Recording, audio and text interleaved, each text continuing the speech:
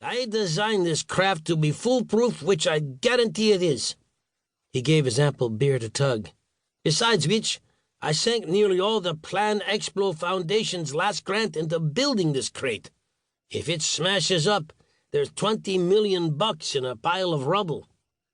"Dale's right, Doc," said Flash. "It's either ditch or crash. I can't let—" "Okay, look," cut in the tall blond man. "You and Dale get out. I'll keep fiddling. That way you two are safe, and maybe we can save the ship, too."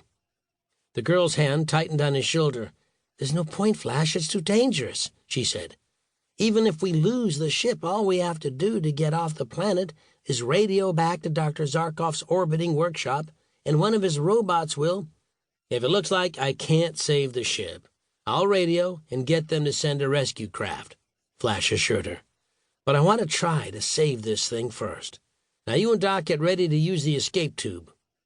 "This isn't right, Flash," protested Zarkov in his booming voice. "As the designer of the ship, I should stick with her." Flash grinned. "It's the captain who's supposed to go down with his ship."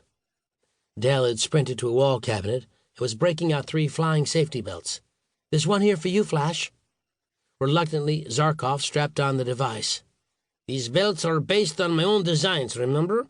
So they'll register the exact place where Dale and I land on your rescue monitor there."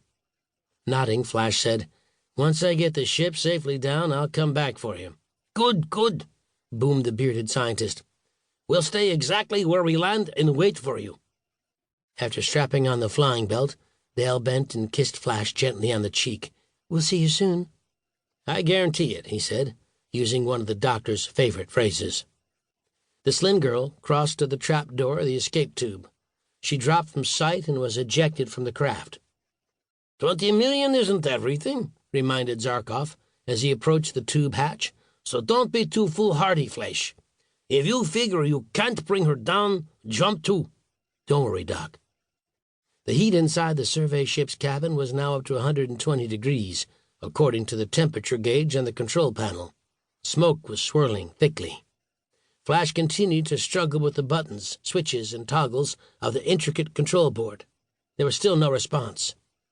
5 minutes after Dale and Zarkov had jumped free, Flash finally pushed up out of the piloting seat. "Doc and Plan Explo won't like this, but I'm going to have to give up and get out." He noted the positions where Dale and the doctor had landed. Then he strapped on his flying belt and started toward the radio communications panel in the far wall to get in touch with the robots on their orbiting workshop. But before he reached it, the ship began to wobble wildly. Flames howled out of the control board, and then the ship was plummeting down toward the ground. Chapter 2. They were coming in through the gaps and rents in the twisted metal, in through the sprung emergency door, slithering down the pocked walls, crawling over the black-smeared control panels toward the blond man stretched out on the cabin floor. Snake-like, but a watery orange in color, with red-rimmed suction pads running up and down their doughy bellies.